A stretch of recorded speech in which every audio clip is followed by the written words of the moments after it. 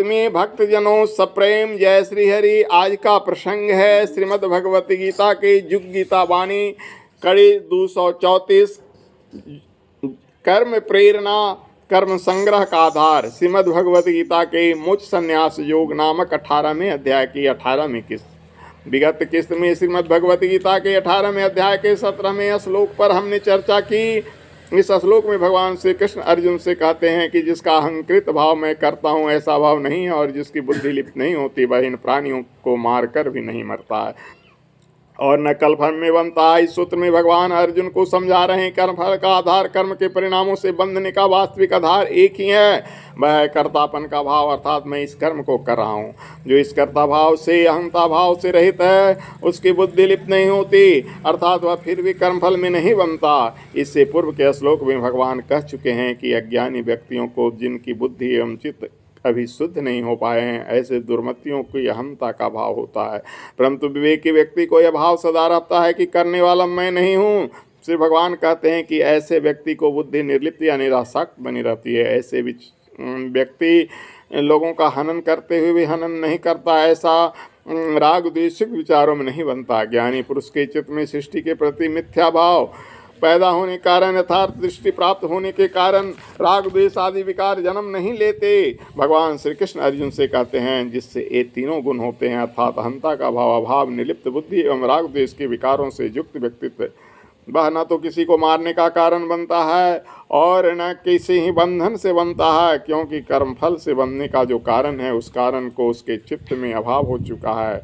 आइए आज का प्रसंग शुरू करते हैं 18वें श्लोक से। इसमें श्री भगवान कहते हैं ज्ञानम ज्ञेयम परे ज्ञाता त्रिविधा कर्म चोदना कर्णम कर्त करते त्रिविधा कर्म संग्रह, अर्थात हे अर्जुन ज्ञान ज्ञेय और परिज्ञाता इन तीनों से कर्म प्रेरणा होती है एवं कर्म तथा कर्ता इन तीन कर्म से संग्रह होता है। इस सूत्र विगत सूत्र का अंग समझा जाना चाहिए।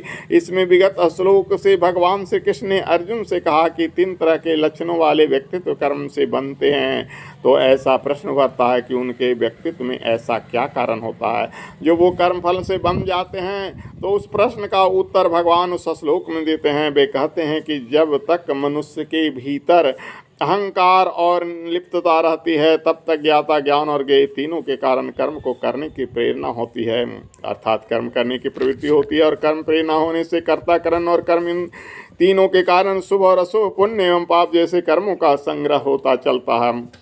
यदि कर्म संग्रह न हो तो वह कर्म बंधन नहीं जन्म लेता।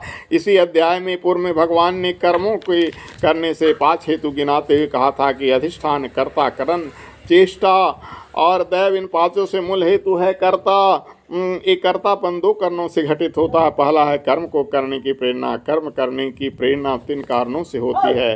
पहला है ज्ञान। यदि ज्ञान हो कि भूख लगने पर भोजन किया जाए, प्यास लगने पर पानी पिया जाए, तभी वो खाना खाने और पानी पीने के लिए प्रेरित होगा।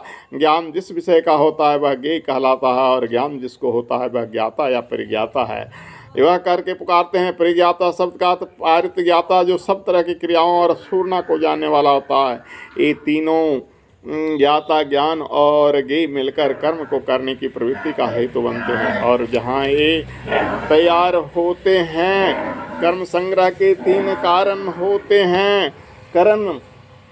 कर्म तथा कर्ता कर्म की ओर प्रवृत्त होने पर कर्म होता है और वो कर्म संग्रह का कारण बनता है। कर्म संग्रह के 3 प्रमुख आधार होते हैं। भगवान बताते हैं कि पहला आधार है कर्म। जिन साधनों से कर्ता कर्म करता है उन क्रियाओं करने से साधनों को कर्म कहते हैं। इनको करने हेतु जो चेष्टाएं संपन्न हुई वो कर्म कहलाती है और कर्म से संबंध जोड़ने वाला कर्ता कहलाता है। इन सारी बातों को अर्जुन से कहने के पीछे भगवान का उद्देश्य एक ही है कि वो अर्जुन को यह स्पष्ट कर सकें कि कर्म बंधन का कारण जिस तरह से बनता है, जिसे एक ज्ञान हो जाता है, वो कर्म से युक्त होने की राह स्वयं पकड़ लेते हैं। बोले वृंदावन बिहारी लाल की, कृष्ण अर्जुन की, श्रीमद् भगवद गीता की, वेद माता गायत्री की, परम पूज्य गुरुदेव की, परम वंदनीय माता जी की, विष्णु भगवान की, शंकर भगवान की, सत्य सनातन धर्म की, 10 अवतार की, 10 महाविद्या की, तीर्थ तपोवन धाम की।